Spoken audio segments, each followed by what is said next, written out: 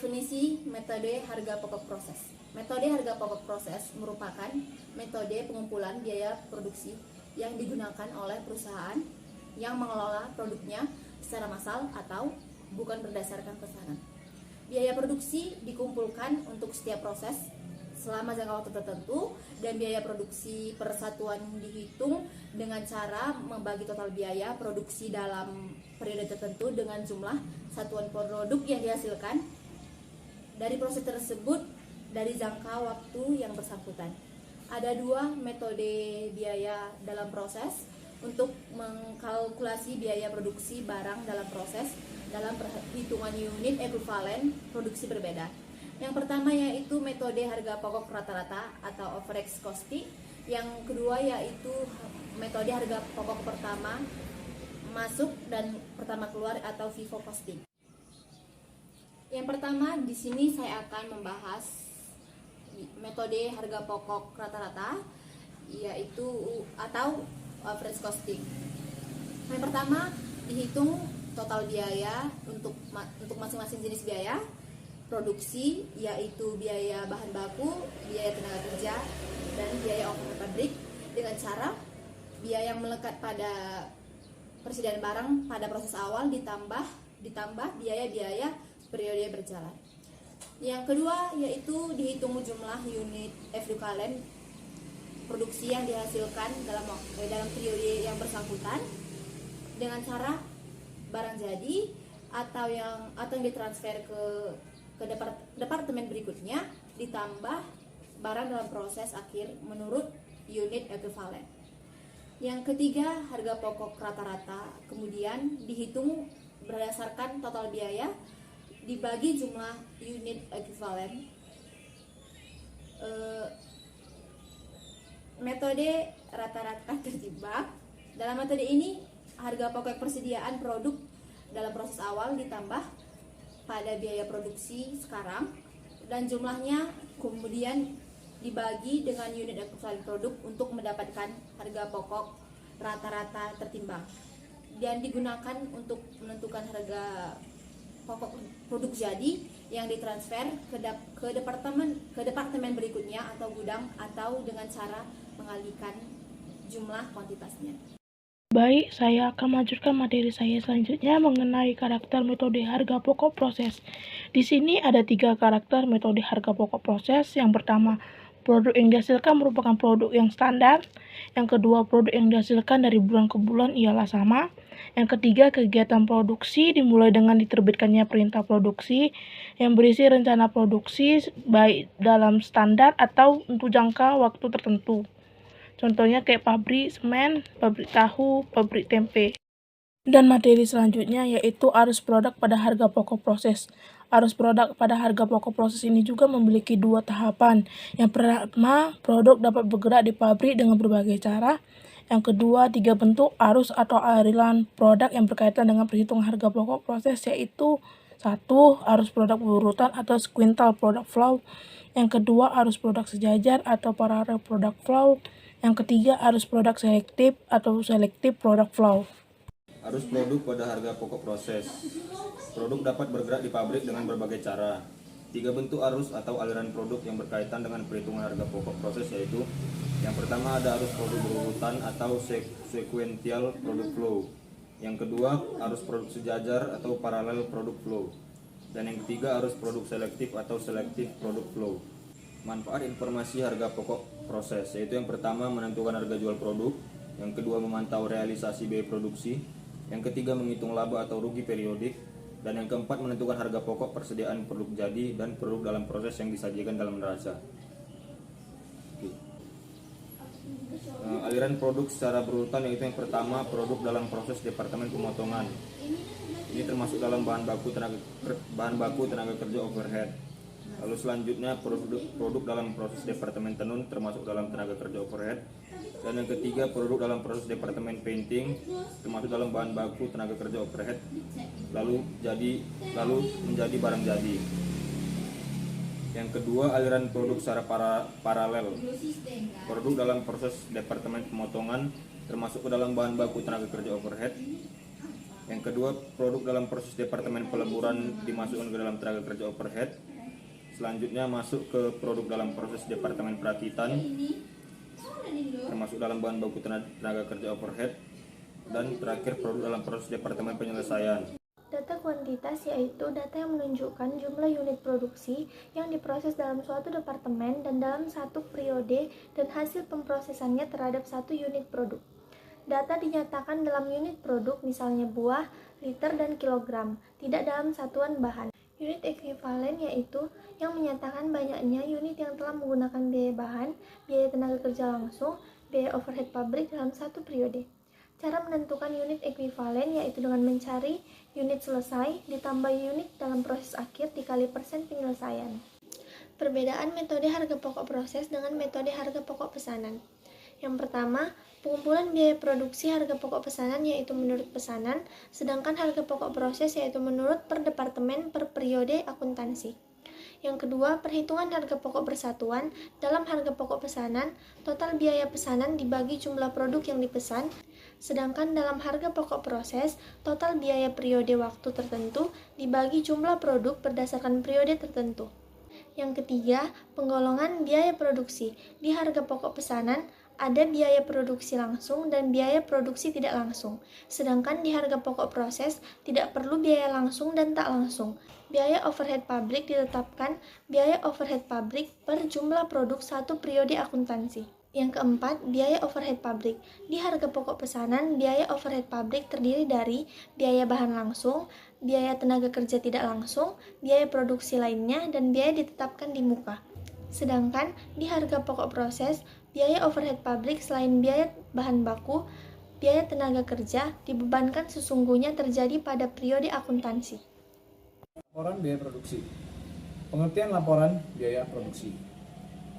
Laporan biaya produksi merupakan media untuk menyajikan informasi mengenai jumlah biaya yang harus dipertanggungjawabkan oleh sebuah departemen dan pertanggungjawabannya juga menjadi dokumen sumber untuk menjurnal biaya yang ditransfer dari satu departemen ke departemen yang lainnya atau menjadi persediaan jadi. Laporan biaya produksi dibagi dalam 3 bagian. Yang pertama yaitu memuat data kuantitas, yang kedua memuat jumlah biaya total dan per unit yang harus dipertanggungjawabkan, dan yang ketiga memuat pertanggungjawaban tersebut. Isi laporan biaya produksi antara lain biaya total dan per unit produk yang diterima dari satu atau lebih departemen, yang kedua biaya bahan baku, tenaga kerja dan overhead pabrik yang ditambahkan oleh departemen yang bersangkutan, yang ketiga biaya persediaan produk dalam proses atau BDP awal dan akhir, yang keempat biaya yang ditransfer ke departemen berikutnya atau ke persediaan barang selesai. Selamat siang. Di sini kami dari mahasiswa Politeknik Negeri Medan dari kelas AKP 3B ingin mewawancarai Ibu tentang harga pokok proses. Sebelumnya kami ingin bertanya, Ibu buka usaha apa? Usaha ayam penyet nasi goreng. Kalau boleh tahu itu bahan bakunya apa aja? Nasi, ayam, tahu, tempe, sambal terasi. Ibu pakai tenaga kerja nggak? Jadi sendiri, kerja sendiri. Sendirian. Lalu kira-kira berapa Bu biaya untuk sekali produksi? Kurang lebih 200 sampai 300 ribu lah per hari. Itu semua belanjanya ikut ongkos Ibu ke tempatnya gitu? Kan nggak pakai ongkos, naik kereta diantar jemput. Ibu pernah nggak kayak belanja harga bahan bakunya itu misalnya untuk 2 hari atau untuk seminggu? Nah, paling 2 hari, untuk 2 hari ya. Dalam 1 hari itu kan 1 kali proses produksi itu bisa menghasilkan berapa produk biasanya? Produk makanannya. Iya. Nah, ada, karena ada nasi bungkus juga, ada indomie, ayam penyet. Kalau ayam penyetnya bisa terjual 1 hari itu kira-kira berapa? Nggak penjualan juga.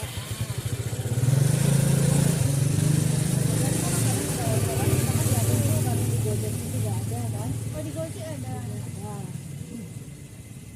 Kalau taksiran harga jualnya itu berapa Bu? 10.000. Minumannya gitu Minumannya rata-rata ya 5.000 lah minimum ya kan. Kalau proses produksi Bu itu gimana? Misalnya dari belanja sampai barangnya jadi gitu. Kita kan belinya ke pasar. Udah siap belanja ya mau pulang bersihkan semua ya udah gitu aja masak kan. Jadi kalau kayak ayam bener kan ayamnya diungkep dulu, tunggu kalau ada yang pesan baru kita goreng baru kita masak. Tapi ibu sedia makanan jadi juga nggak, Bu? Ibu masak dulu gitu, Iya, masakan ada rumah. bungkus nasi bungkus itu kan misalnya ayam sambal, ada sayur kayak gitu. Udah Ibu masak dulu. Iya, emang masak. atau udah dipesen Enggak lah, menu kan kita ibu sendiri yang tentukan masak sendiri. yang udah jadi? Udah jadi. Biasanya Ibu setiap hari buka warungnya jam berapa? Sampai jam berapa?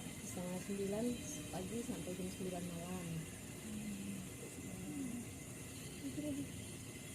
Ibu nggak pakai tenaga kerja? Enggak, ibu sendiri aja sama suami lah. Iya, ya itu tadi lah ayam, ikan, telur, mie. Itu Ibu beli produknya dari langganan. Iya, langganan yang ada di pajak, cabai, bawang, tomat itu kan sawi. Dari langganan semua lah, tinggal ambil aja, nanti tinggal kita pesan, nanti diambil dibuat dia. Kalau misalnya Ibu udah masak gitu kan ikannya udah jadi, pernah nggak kayak basi atau dimakan tikus, makan kucing gitu? Iya. Enggak, kalau makan kucing ya dicuri kucing. Tapi kalau basi dia enggak habis. Terus berapa pembeliannya tiap rincian?